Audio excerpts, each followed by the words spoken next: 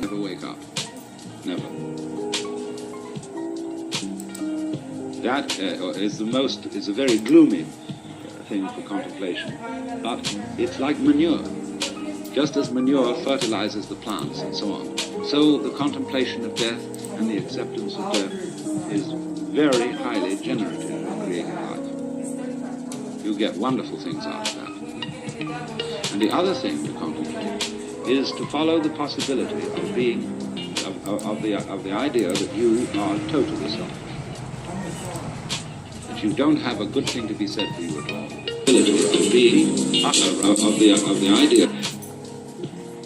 Now, the Christians have avoided this, because although they say in their Episcopalian form of confession that we have erred and strayed from thy ways like lost sheep, and we have followed too much the devices and desires of our own hearts, too much. We have offended against thy holy laws. We have left undone those things which we ought to have done, and we have done those things which we ought not to have done, and there is no health in us. But it ought to be different, and we're going to do our best to amend with the help of God's grace. And that is a real con act, because to go into that. So you find in that sense of the word, if you equate health with genuine love and perfect unselfishness, then in that sense there is no health in us when we look at ourselves from this point of view. Okay, yeah, just send it to me. Now, when you go deeply into the nature of selfishness, what do you discover? Send it to my people. Okay, yeah. You say, I love myself, I seek my own advantage. Now, what is the self that I love? What do I want? And that becomes an increasingly ever-deepening puzzle. Now, I've often referred to this when you say to somebody else, I love you.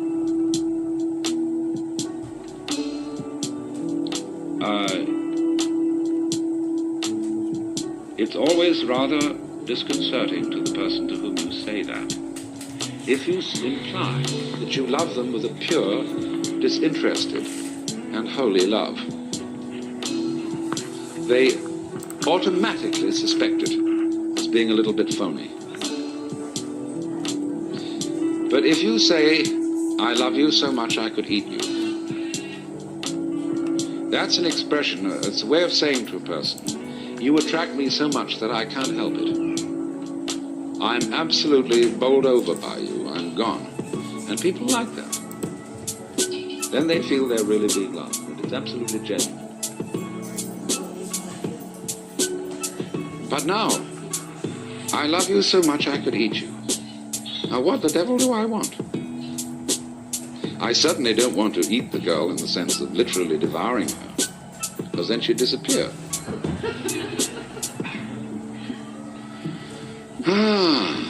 But I love myself.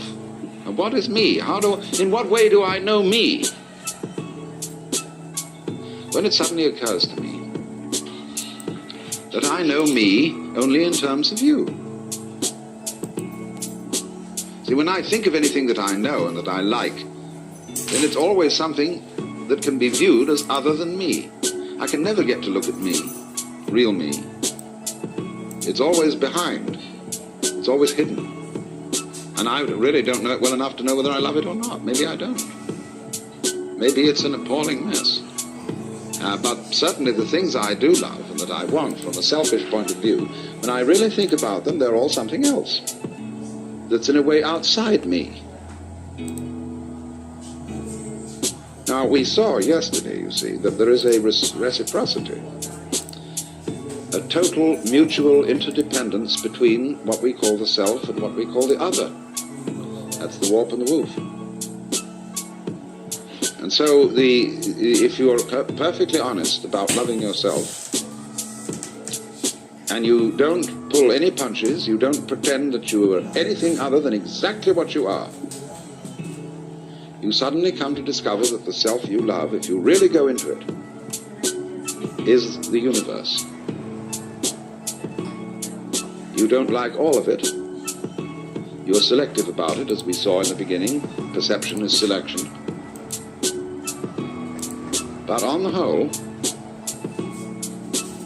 you love yourself in terms of what is other. Because it's only in terms of what is other that you have a self at all. So then, I feel that one of the very great things that C.G. Jung contributed to mankind's understanding was the concept of the shadow. That everybody has a shadow. And that the main task of the psychotherapist is to do what he called to integrate the evil.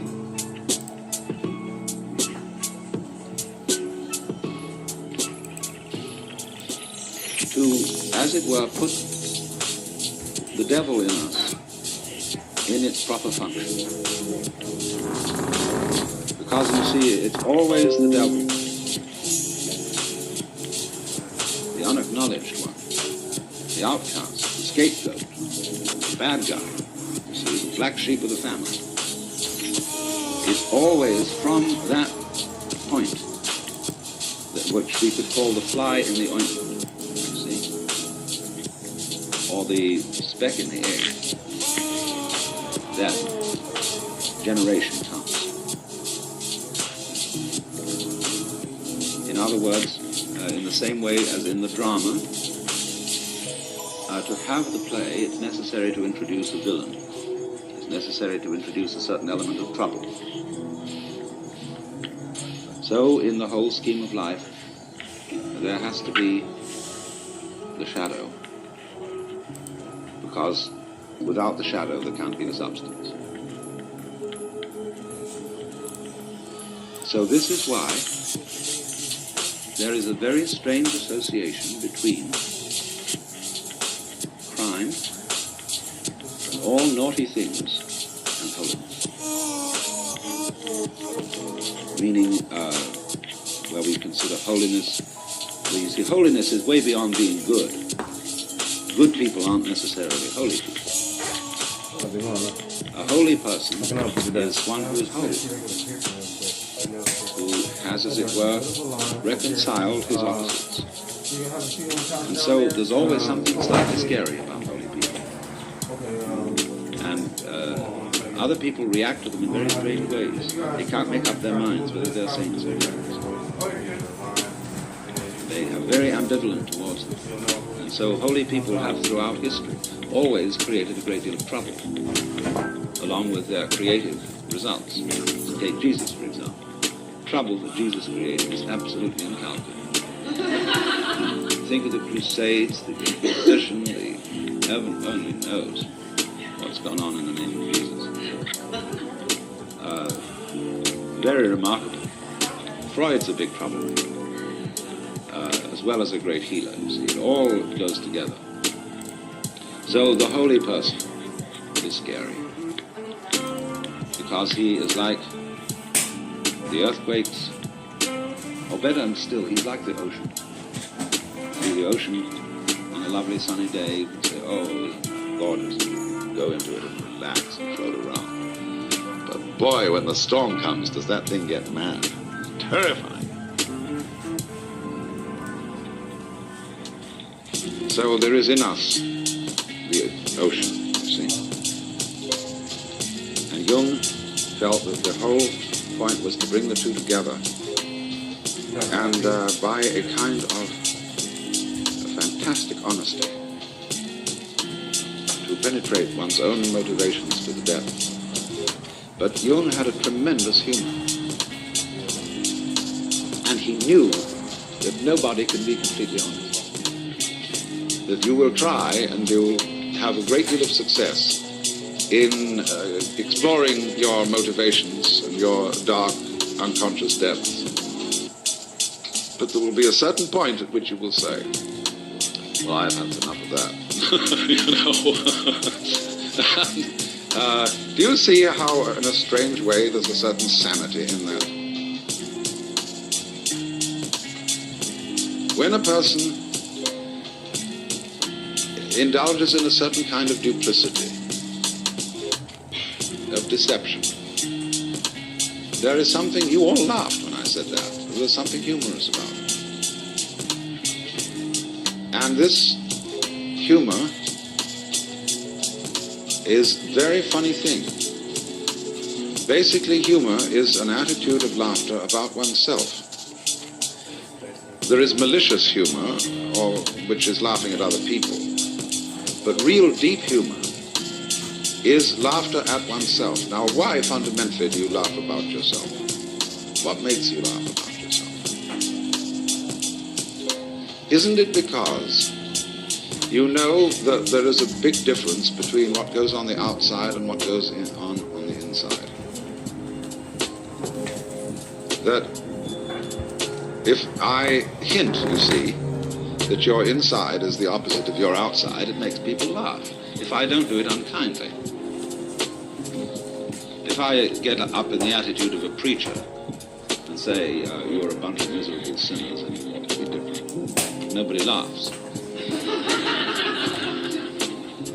But if I say, well, after all, boys will be boys and girls will be girls, and we all know, then people laugh. Now, you see, what's happening when we do that? Now, I passed you around a lot of embroidery to look at before we started. And I'm perfectly sure that you got the point. That there's a big difference between the front and the back. In some forms of embroidery, the back is very different from the front because people take shortcuts. In the front, everything is orderly, but you want to save that green thread, so you just take it straight across to the next leaf, which it doesn't do in nature, you see, but it does in embroidery. And it is supposed to be kind of messy on the backside. See, which side will you wear? You've got to be sure you get the front in front, have the back in the back. And the back has all the little tricks in it, all the shortcuts, all the lowdown that people don't acknowledge, see? And it's exactly the same with the way we live. You know, like sweeping the dust under the carpet in a hurry just before the guests come. I mean, we do ever so many things like that. And if you don't do it, if you don't think you do it, and you think, well, really, my embroidery is the same on both sides, see? Well, you're deceiving yourself. Because what you're doing is you're taking the shortcuts in another dimension, which you're keeping out of consciousness. Everybody takes the shortcuts. Everybody plays tricks. Everybody has in himself an element of duplicity. Yes, you do.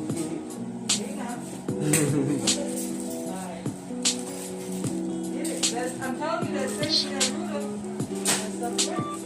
Because you see, from this point of view that I am discussing, where the web is the trap, to be is to deceive.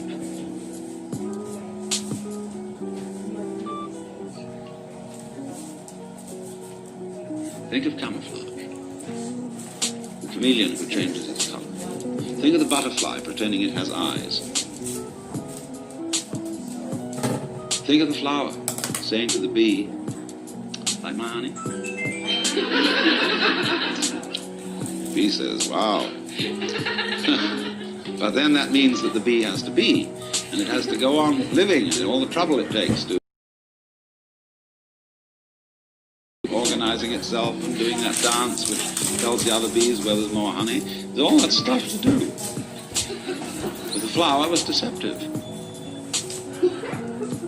Now, in the same way I've often said, well, life is a drama, and a drama is a deception. It's a big act. And you know my metaphor, which came up very amusingly in San Jose, where I liken a human being to an onion. Because when you peel it, you might look for the pit in the center, like any ordinary fruit has. But the onion doesn't have a center. It's all skins. So when you get right down, there's nothing but a bunch of skins. You say, well, that was kind of disappointing. But But of course you have to understand that the skin's the part that you eat. Well, in rather the same way, you see, you find when you explore yourself and your motivations, and you go through and through and you try to find out that thing which is really genuine. That's why in Zen discipline, they give you koans which require a perfectly genuine act, Just write it down for me. an act of total and absolute sincerity. No. And people knock themselves out trying to do this thing, but they always know that the master's going to catch them, I told him to go and catch up with you and all. because he reads their thought. You know that story of von Kleist about the man who had a fight with a bear? The bear could read his thoughts, so that the only way of hitting the bear was to do so not on purpose, because the bear would know in advance. So it's the same in working with a Zen master. You have to do the genuine act, not on purpose. But since you're put in a situation where it's rather formal and you're supposed to do it on purpose, you're stuck, you see. So you explore the onion, and you go in and in and in, and then you find, well, it's all a deception. Now then the question arises, who's deceiving you? Who's fooling you? I'm fooling me? What is fooling? Fooling is playing like you're there when you're not. You know, getting somebody else to answer your name in the roll call. So, we're all, you see, this is the metaphysical basis of it. This is what the Hindus mean by Maya, the world illusion. The world is playing it's there when it isn't. And it's a trap. And it sucks you in. And you can't get out of it. And it's a thorough big trap too. But always when you when you get an idea like this or a feeling like this, follow it to its extreme. Don't back out from it. If you find you're selfish, go to the extreme of what selfishness means. Confusion largely results from not following feelings or ideas to their depth. You know, people think they want to be immortal. They'd like to live forever. Do you really want to do that? Think about it. Really go into it, what it would be like. People say they want this, that, and the other. They want this kind of car, they want this kind of dress, and so on, this much money, and so on. It's always a good idea to think it right through. What it would involve to be in that situation, to have those desires fulfilled. Also, when you form a relationship to another person, think it through too. You see? How inconvenient would they be? However attractive. And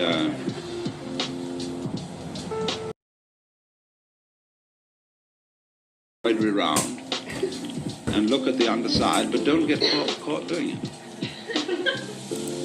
See, that's something one does on the side in secret, because otherwise you play the game that everything is as it's supposed to be on the front. But that makes you humorous, and that makes you human.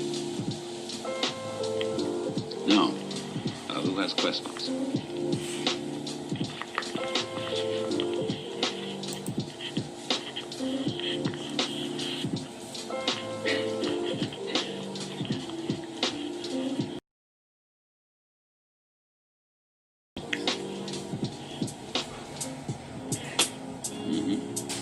Well, that's weaving. That is a little different. That is a kind of weaving, I think.